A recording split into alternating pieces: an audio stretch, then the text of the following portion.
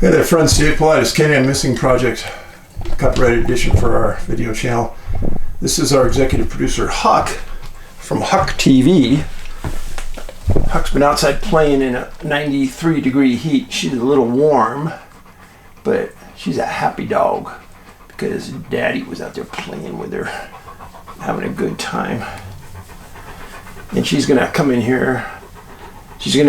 What she likes to do is lay on the air conditioning vent, hog all the AC, and cool herself off. Yeah, you're a good dog. You're a good dog, yeah? Okay, say goodbye. Okay, that was her appearance. There you go. Well, thanks for being here. This is a missing persons segment. And we've got two cases for you today. And before we get into that, there's been some really interesting things happen in national parks as of late.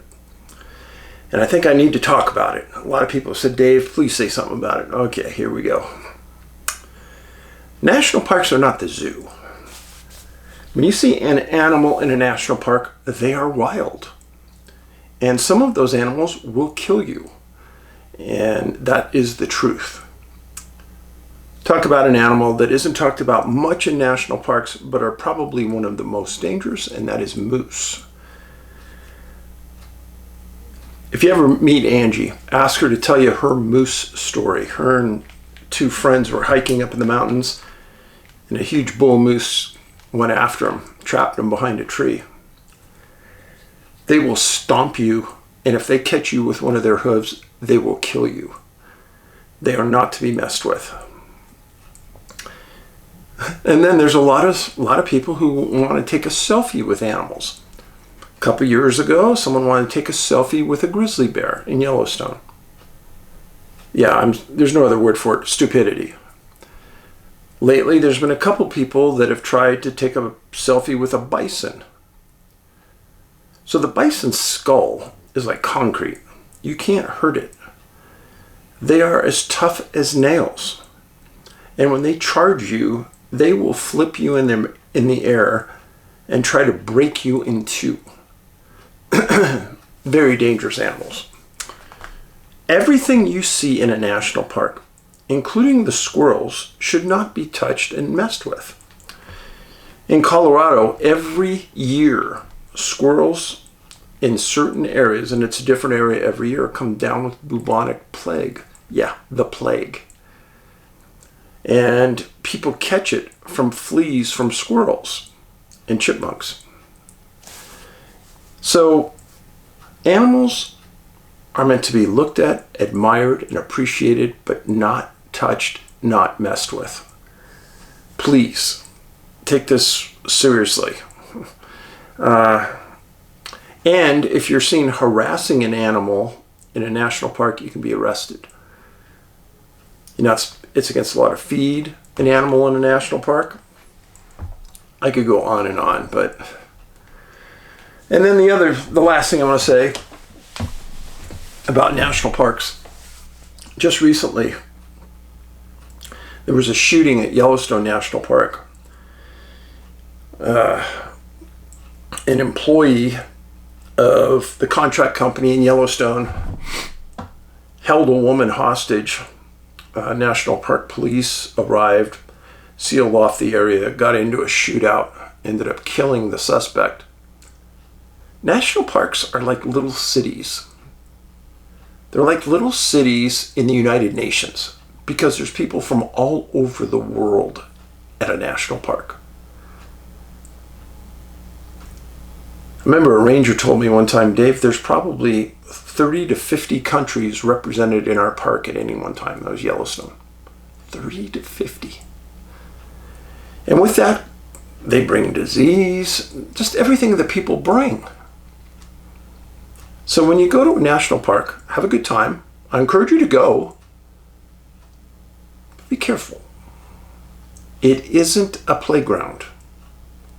Never, never let your child wander away from your direct view, period. Ever, never, ever. All right. I think that's important to say because apparently people don't get it.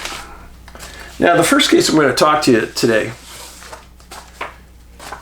is a guy who disappeared just about a year and 9 months ago. His name was Jeff Stambaugh. Jeff was only 63 years old. He was in really good shape. And he went missing from the Granite Basin Campground west of Prescott Valley, Arizona. And you say, where is that, Dave? Okay, this is important to know. Map of Arizona. This is Glendale down here. Go north, Prescott Valley, and the Matete Trailhead is actually where he disappeared from, and we're going to talk about that in a second. Again, Windsong, Arizona, Sun City, Peoria, Glendale. Go north on 17, New River. I'll take you up to... This is Jeff. Jeff was an interesting guy. And I don't say that about a lot of people, but he was interesting. He's a graduate of the University of West Georgia. Also a graduate of York College, had a master's degree in psychology. He was raised in Emmetsville, Pennsylvania. All of his friends said he loved to read. Played on the high school golf team. He loved the outdoors, specifically fishing and hiking. Man to my own heart. He was employed by the Veterans Administration in Tucson and Prescott. And he was known when he hiked to often go off trail and bushwhack cross country. And that is troubling. And you go, Dave, what do you mean? Well, people who bushwhack are the hardest people to find when they go missing. Easy to find people on trail. Trails are cleared. Most of the time you can see a trail from the air. When you bushwhack, social rescue really doesn't know where to look. And if you don't leave a concise plan about where you're going, chances are you'll never be found. Now, if you do bushwhack, number one issue, wear super bright clothing. Yes, bright clothing. Carry a personal locator beacon always, always, always. Now, hunters, they bushwhack. They don't stay on the trail because they're looking for animals. Absolutely, they should carry a personal locator beacon. If you break your leg, let's say, and you're off trail, there's a reasonably good chance you're going to die there. Now, I broke my leg twice.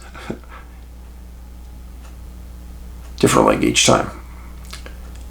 And I can tell you for a fact, you're not going to move if you break your tib, fib bones or your femur. You're not going to move.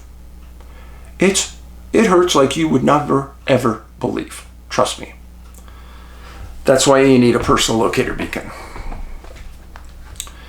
Now, Jeff was camping, and on September 27th, he called his longtime girlfriend and asked her to come up and meet him at the campground. She didn't pick up, so he left a voicemail. She returned the call, but he didn't answer. The following day, September 28th, that same friend drove out to the campsite because Jeff said where he was at. She walked around the campground, didn't find him, didn't see his car, found his tent and left a note. She didn't live that far away, and she came back 2 more days and never saw him. Not that that's unusual. Somebody who's active, you're not going to hang around your campsite. You're going to get out and explore, and that's exactly what Jeff liked to do. Now, it was made clear on September 29th why they weren't connecting. On the 29th at 10:30 a.m., Jeff went to the camp host's campsite. Let me explain this. Most campgrounds have a camp host. And what they are is it's a contract position, usually with the Forest Service. And they're the ones who sort of manage the campground. They make sure that the toilet's clean. They make sure everyone's paying their bills. They get a free campsite out of the deal, so they can live for free. And usually these people are just super nice. I've probably met 50 of them in the last couple of years, and everyone is so nice. I like to talk to them because they know what's going on in the area. And they'll talk. What do you mean, Dave? Well, anything unusual going on around the mountains here? They will hear about it because the campers will tell them. Or they're there all the time, they'll hear and see it. Great source of information. Well, Jeff got to know the camp host because he had been there for several days. His cell phone was dead. So he was going to go hiking, and he stopped off at the camp host and said, "Hey, would you mind charging my phone?" The person said, "No problem." He said he was going to go for a day hike. He'd be back that night. No problem. Everything's routine. Well, on September 30th, the next day, the host starts looking for Jeff. Can't find him. But not very far away, Jeff's car's parked at the Tate trailhead, indicating that he never made it back from his hike. Well, he didn't have an overnight sack, didn't have a sleeping bag, all that was at the campsite. So the Yavapai County Sheriff was called and headed the search and rescue effort. Now I'm going to go back to what Jeff did. Without telling the host exactly where he was going, it was left up in the air exactly where he went. Yeah, the car's parked at the trailhead, but it wasn't exactly clear what he was doing. Now, the trailhead is the primary kickoff for Granite Mountain and the Granite Mountain Wilderness. Now, Granite Mountain has an elevation of about 7,600 feet, and the wilderness is about 9,800 acres. The mountain is known for huge boulders, some of them the size of houses. Yeah, boulders. Well, on October 2nd, search and rescue was finally kicked off with drones, equestrians, ATVs, canines. A nearby lake was searched, dragged. And they were looking for anything. They were looking for tracks, a scent trail, witnesses, anything. With the assistance of the camp host and Jeff's sister and brother-in-law, they've completed the search and rescue profile. One of the things it showed is that Jeff was super stable mentally. He didn't have any issues. He was happy. He was recently retired from the Veterans Administration. He was in a good place in life.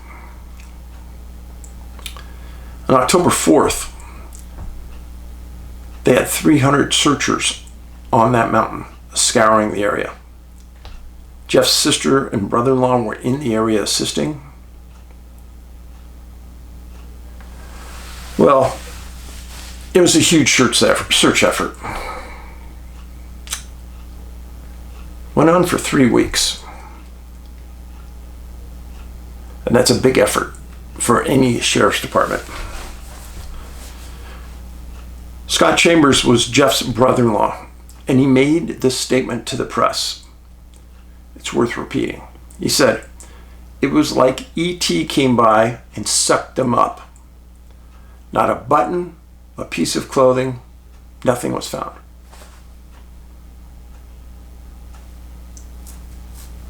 It's like I made up that statement, isn't it? But no, let me read it again. It was like E.T. came by and sucked him up. Not a button, piece of clothing, nothing was found. Well, Arizona does know and is known to have a lot of UFO sightings. I spoke at Phoenix MUFON many times, and I'm constantly reminded the number of unusual UFOs that are seen in the Arizona skies. Now, there was a huge effort by search and rescue. A 3-week effort to find him. That's huge. No tracks, no scent trail, no witnesses found on the trail that saw him. And I've started to pay attention to this. And pretty soon I'm thinking it's going to be another profile point. And that is that the victim is separated from their phone. Remember, Jeff left his phone at the host. He had no mental illness. The sheriff's office got a hold of Jeff's computer and they searched it. And the last time Jeff was on, he did exactly what I would have done if I was him.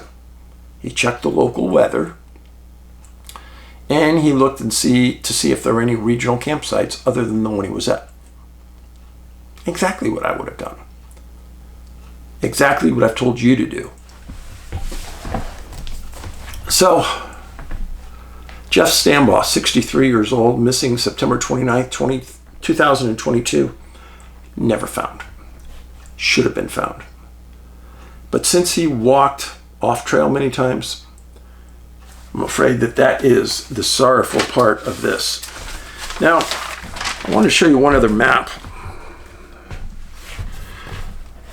This is the Matate trailhead parking where his car was found.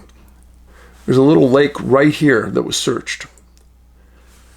This is the Granite Mountain Trail that goes up through here, up this valley.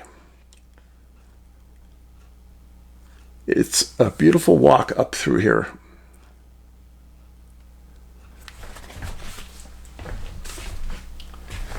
I really do wonder where Jeff is at. It's quite a conundrum. Next case involves an area I know too well. I've been there many times. And that's the eastern side of the Sierra Nevada mountains near Bishop, California.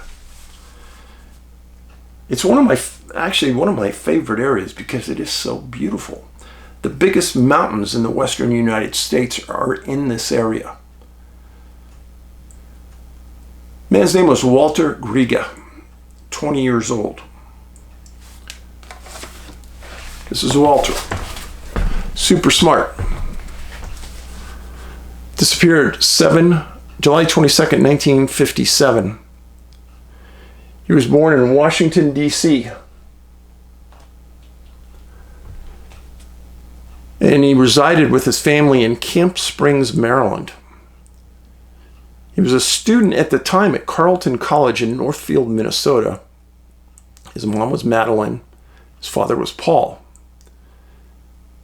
Walter was super smart.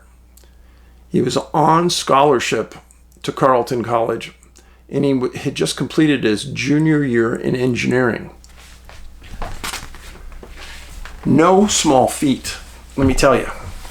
And what do I mean by that? Engineering degrees were not easy in those days. They're not easy today, but they weren't easy at all then. But Walter was one of the top students in his high school, which is the reason he got a full scholarship. In he interviewed with Union Carbide Company at school and got his summer job working for Union Carbide Nuclear Division near Bishop. Now, Bishop is right near the Nevada border on the eastern side of the Sierras. Parents stated that Walter loved geology and he liked studying it. He was also excited about his summer job at Union Carbide. Walter's parents had traveled the world for the government. From 52 to 53, Walter attended school in Germany, and he climbed the Alps many times while he was there. At the end of his junior year at Carleton, just a month earlier, June of 57, he was listed as the top 10% of his engineering class. Again, no small feat. Walter loved the outdoors, loved exploring, was an intellect. Now, this area is just south of Kings Canyon National Park, which is just south of Sequoia and Yosemite National Park. There's 3 national parks in this area of California in the Sierras, kind of in the area south of Lake Tahoe.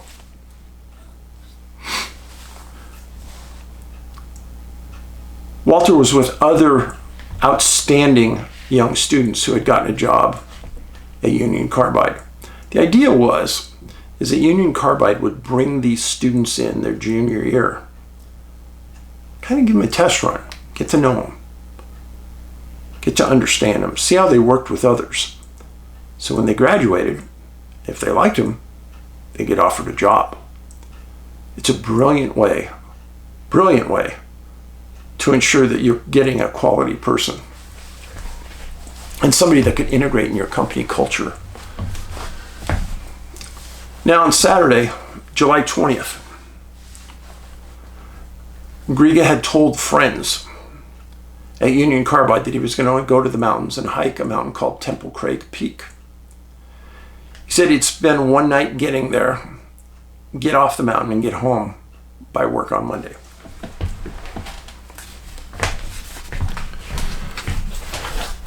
Temple Craig Peak. Trailhead is over here.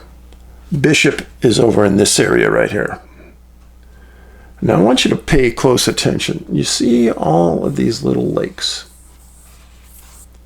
Hundreds and hundreds of them. Do you remember what I've told you about these little lakes?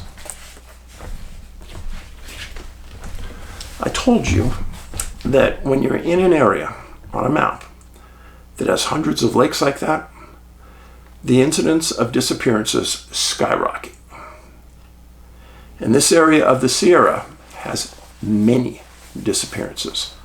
Unexplained, completely baffling. Now, Walter took off, hit the trailhead, en route to the peak.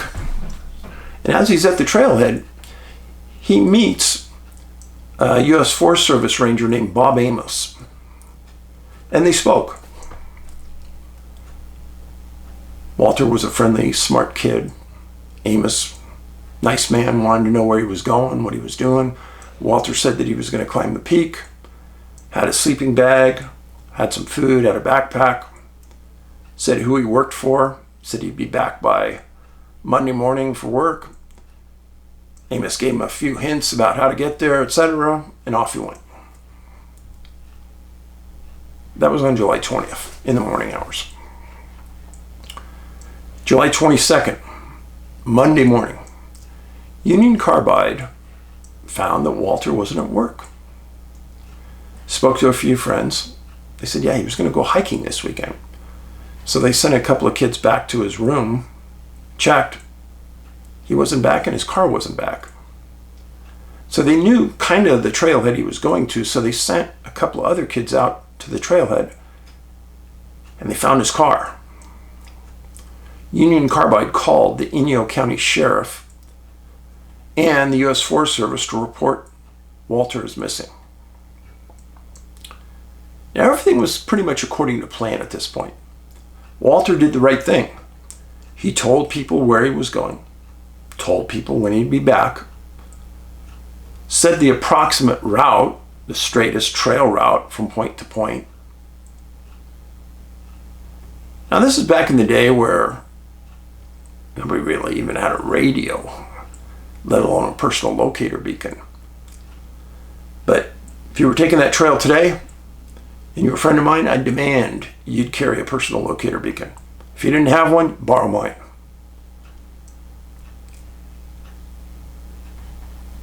Now, the following day, July 23rd, Inyo County Sheriff's Office and the U.S. Forest Service formally organized a search and rescue.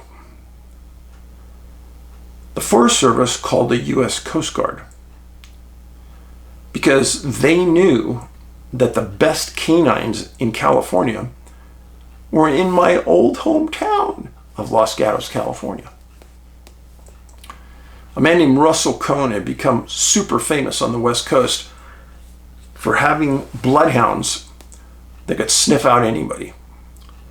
So what they did is they asked the Coast Guard to go to Moffett Field Naval Air Station in Mountain View. Russell would drive from Los Gatos to Mountain View, get on the Coast Guard plane, and they were going to fly the plane to where the searchers would pick them up and drive them to the location. Well, everything was going okay. As they were waiting for the canines, searchers on the trail between where the car was and Temple Craig found a campsite. At the campsite, they found a sleeping bag, backpack, some food supplies. Yes, it was Walter's. And they maintained that campsite so the dogs could get there and pick up a scent.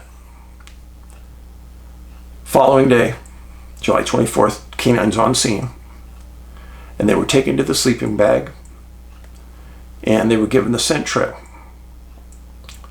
Simultaneously, the Forest Service did something I've never heard of before.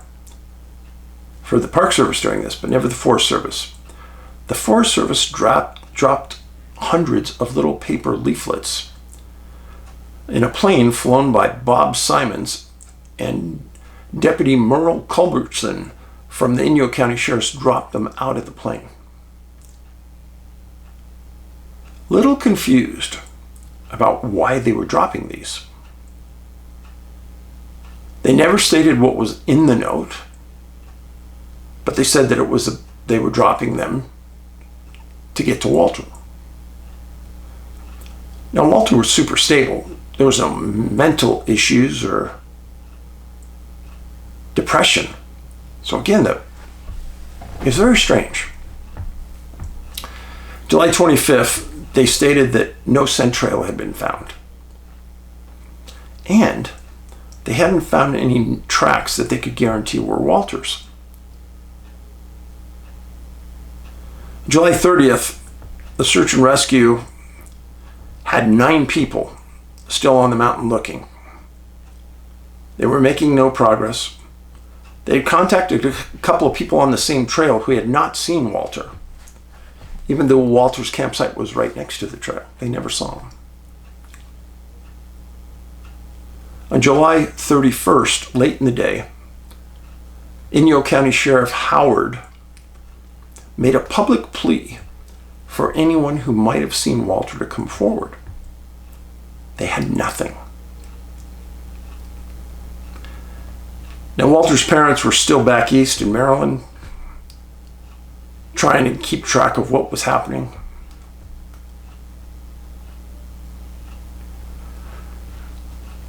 August 1st, they heard nothing from the public. Nobody responded to the sheriff's note.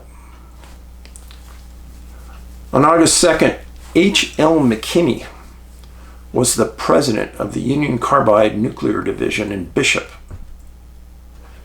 He made a public statement that the company would pay all the fees associated with the search for Walter. It was very kind, very kind. Now, Inyo County does not have a big tax base. Their sheriff's department is not big. A big search and rescue could deplete this sheriff's office of all of its money for the whole year. I mean, quickly.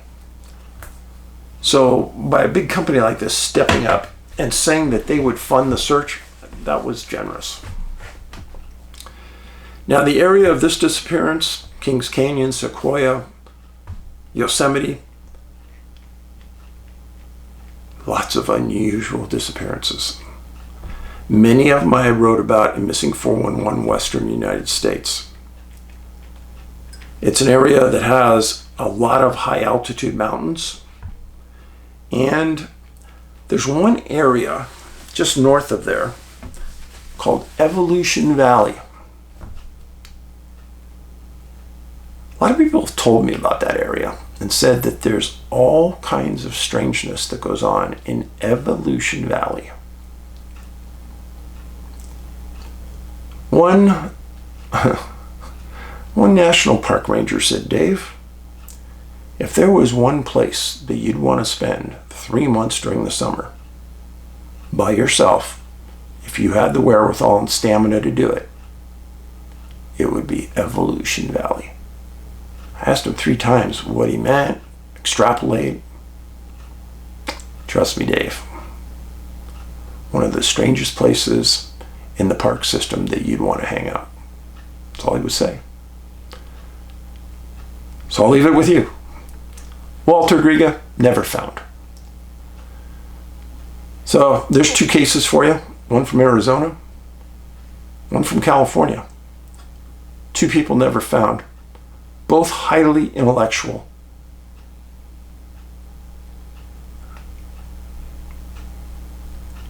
I know you guys understand that these cases hit my soul. I understand that the Griga's life in Camp Springs, Maryland was changed forever when they lost their son. He was a star, an intellectual star, on to do great things. Gone. Never found. Thanks for being here. Please remember our online store, NA, like North America, NABigfootsearch.com. Go to the store. Online here, we have a series of videos about dreams, about Bigfoot. There's a 20-part class that I'd like you to take online. It's free. And then there's several others. And if you look at the list underneath the comments here, you'll see them. Please indulge. And if you're on Tubi, anybody can be on Tubi, it's free. Tubi, Amazon, my movies are all there right now for you to watch. Free. Remember, the most important thing about this right here, be kind to people. Costs nothing. Imagine if all the politicians were just kind people. If they didn't attack each other, our world would be a better place, there's no doubt. Now, we can't control them, but we can control us. Be kind.